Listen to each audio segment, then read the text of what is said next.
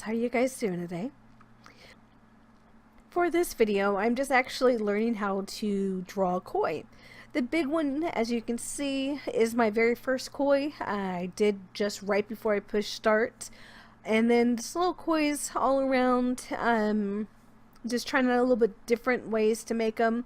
This is just one of the things that are on my list of teaching myself how to draw before I learned how to paint them. I do apologize, the video is a little choppy since I'm doing it with my camera and it only does it in 10-minute increments, so I missed the ending since I wasn't paying attention to how long I was actually drawing for. I hope you guys enjoyed this at least, and you guys get some ideas.